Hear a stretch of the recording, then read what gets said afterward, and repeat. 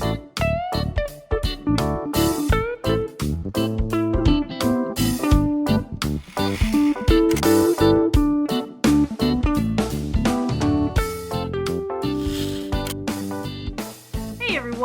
happy St. Patrick's Day. Welcome back to the channel. So I just in time, my homebrew Irish Stout is finished. This is the day before St. Patrick's Day that I'm recording this, and it was done yesterday, I think. So I just got it done in time.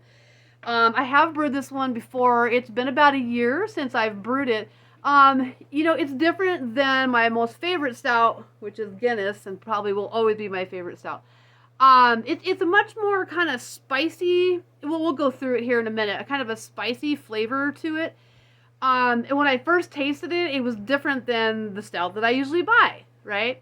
But then I got used to it, and I was like, you know, this is a really good beer. So I like their recipe from Craft Brew is where I got this from.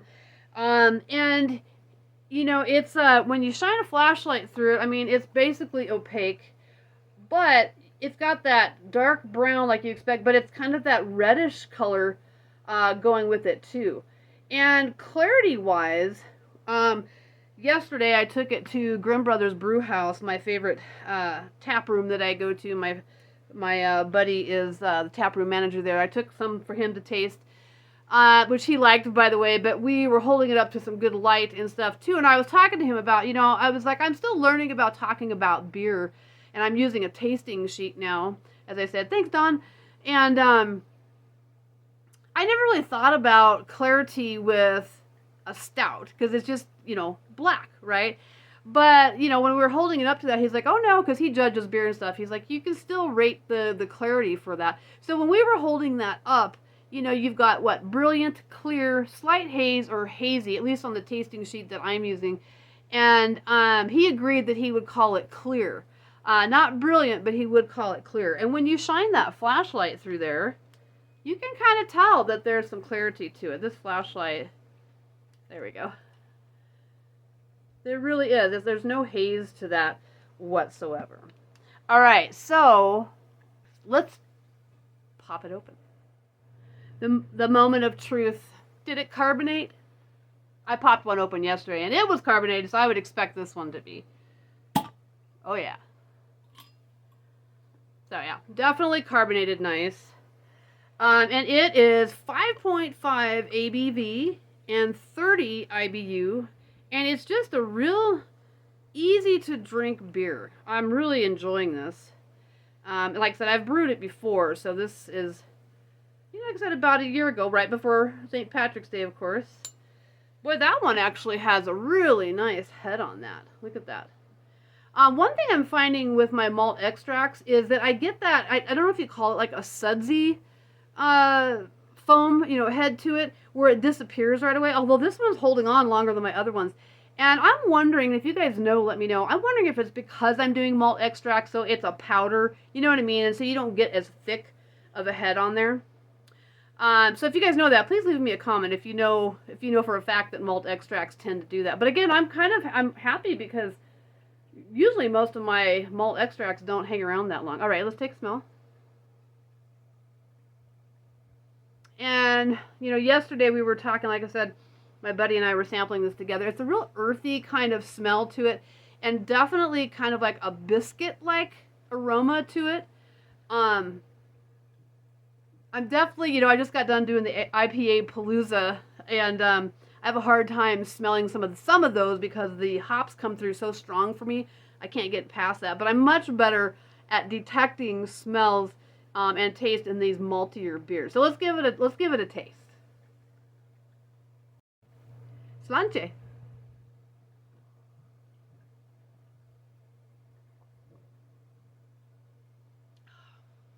I just love stout. Definitely a biscuity taste with kind of like a hint of caramel or caramel or brown sugar. Sometimes I think I have a hard time distinguishing between those two flavors, although I think they are very similar. And as far as the palate goes, I like looking on my sheet. You know, it's got different categories for drying, soft, mouth coating, sticky. Definitely mouth coating. And something on here that I've never done is it talks about length or finish. And I never stop and pay attention to that. And it has on here short, up to 15 seconds, medium, 15 to 60 seconds, long, more than 60 seconds. So I would say that the flavor lingers for 15 to 60 seconds, because I've been here talking and it's still hanging around in my mouth. I can still taste that caramely brown sugar kind of biscuit taste. Yeah, turned out to be a really good one again. So I hope you guys have a fun and safe St. Patrick's Day. I debated on doing this, but I knew I really liked this, but I also want to brew an Irish red. I think that would be really good. So I almost debated on doing that, but I went with my traditional stout that I like to do. Some other videos that are coming up is the viewer's choice, as far as I did that video on what should my next 2 brews be. My ingredients, my kits made it here, so I'll do a video here in the next few days telling you what I'm going to brew next. Another video I want to do is my nephew contacted me, and he's really interested in starting to learn to brew. So of course that excited Auntie. I was like, yeah, he actually watches my videos. I'm like, what nephew watches his auntie's videos, right? So anyways, I thought that was really cool.